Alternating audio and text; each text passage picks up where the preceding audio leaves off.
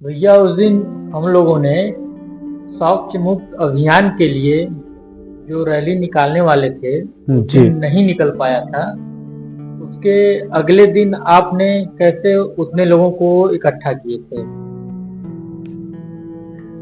हम सभी लोगों ने जैसा कि एक कमेटी बनाई गई थी, है ना?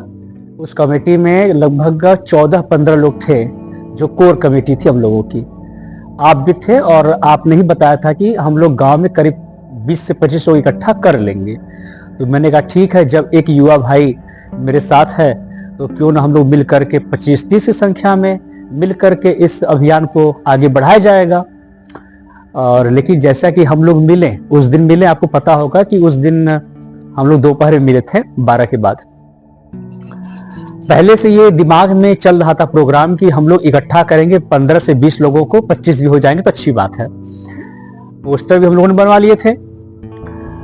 फिर आप खुद ही देख रहे थे कि हम लोग व्हाट्सएप ग्रुप बनाए, सबको एक समय बताया गया कि इस समय के अंतर्गत आकर के आप लोगों को कर देना है ना? लेकिन लोग इकट्ठा हुए तो कोई बता रहा था भैया शाम को मुझे अपने खेत में जाना है, कोई बोल रहा था भैया मुझे अभी बाजार जाना है, कोई कह रहा था मुझे कचहरी जाना है, कोई कह रहा मुझे थाने जाना है। तो ऐसे लोग इकट्ठा हुए, बट एक एक घंटे में संख्या हटती चली गई और बढ़ती चली गई। तो मुश्किल से 4-5 यही संख्या हो पा रही थी। तो ये संभव नहीं हो पाया कि हम उस दिन रैली निकाल पाए।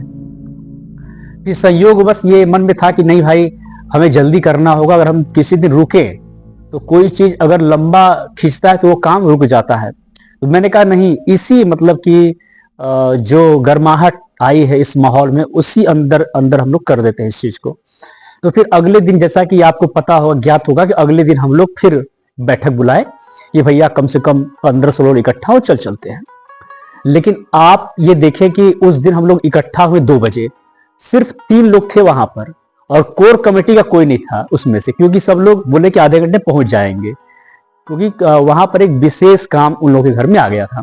तो मैंने कहा भाई 3 लोग आ गए, अगर आज भी मैं इकट्ठा करूंगा लोगों को आधे घंटे बाद, हो सकता है फिर कोई विशेष काम आ जाए।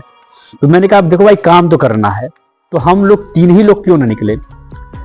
तो जो बच्चे थे बड़ा शर्मा रहे थे, बोले अरे हम लोग नहीं चल पाएंगे। मैंने कहा चलो तो सही। मैंने अपने पूर्व दिशा में चलना शुरू किया, जहां पर कुछ बच्चे युवा दिख रहे थे। पोस्टर सबको हाथ में दे दिए, बंडल भी इकट्ठा करके, और मैंने नारा लगाना शुरू किया। मैंने देखा कि जब भीड़ चलती है तो लोग इकट्ठा होते हैं और मनोरंजन पूर्वक आना शुरू करते हैं, तो एक एक सबको देते चले गए और कारवां बढ़ता चला गया।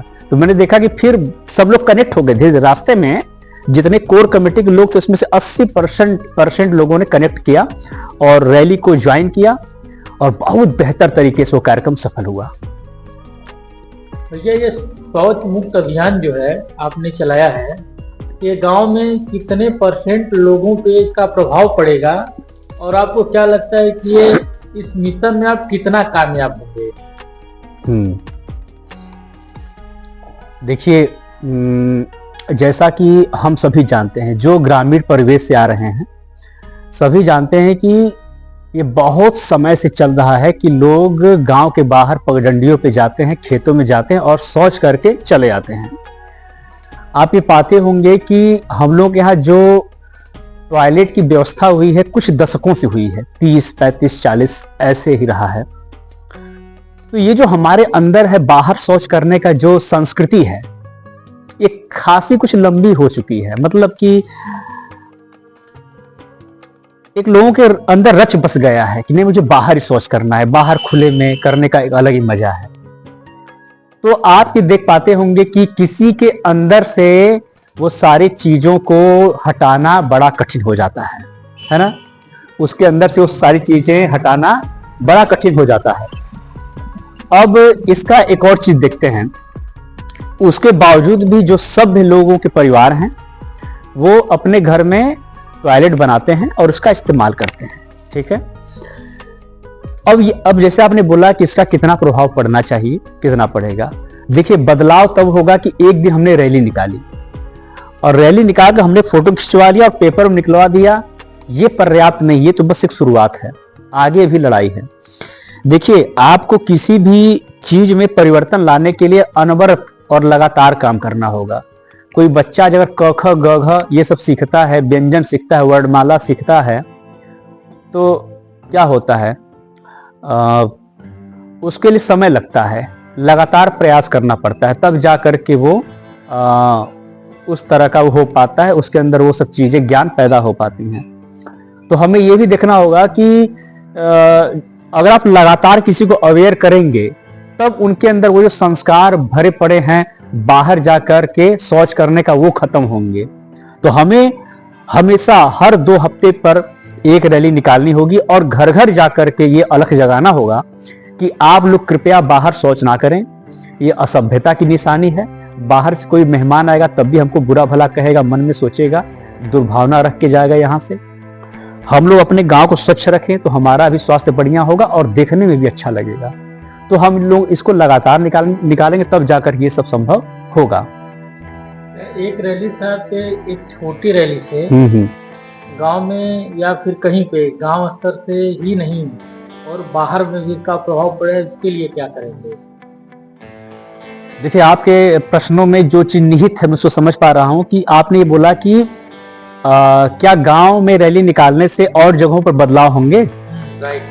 तो देखिए, सबसे बड़ी बात यह है कि एक आदमी, अगर मैं आज 33 साल का हूं, ठीक है, आप युवा भी अभी 28-30 के होने वाले हो, तो हमें ये देखना होगा कि हम जिएंगे कितना, हम कितना काम करें। अभी काम करने का हमारा उम्र कितना है? 30 साल तक। 30 साल तक आदमी करीब 50% समय दैनिक जीवन के कार्य में, सोने में और अपने को सही रखने में गुजार देता है। तो हम ये पाते हैं कि अगर आप 30 साल तक काम करते हैं आगामी जीवन में, तो आपके पास ज्यादा समय नहीं बचे हैं। आप 30 से मल्टीप्लाई कर लिए 365 दिन का, है ना, तो आपके पास 9 से 10,000 दिन आते हैं, सिर्फ 9-10 हजार दिन। उसमें से आधा निकाल दीजिए, 4,000 दिन। आपके पास काम करने को सिर्फ 4,000 दिन है। और अगर आप हर 40 दिन में अगर एक बार निकालते हैं, 40 दिन में अगर आप एक बार निकालते हैं रैली, तो आप समझिए कि आप सिर्फ 100 रैली निकाल पाएंगे, बस खत्म। तो हमें ये देखना होगा कि समय बहुत कम है, आपको लगातार काम करना होगा। देखिए, मैंने एक सोशल मीडिया के माध्यम से संदेश दिया है, हम लोग एक समय में कई युवाओं को, अगर ये सक्सेसफुल रहा, अगर ये रैली सक्सेसफुल रही, तो हम ये बताएंगे कि कैसे रैली को निकाला जाता है। गूगल मीट के माध्यम से लोगों को समझाएंगे और प्रदेश के तमाम गांव में व्यवस्था करेंगे कि एक समय में कई जगह रैलियां हो और टी फाउंडेशन के मेंबर हर जगह फैलने बढ़े और रैली को निकालते रहें।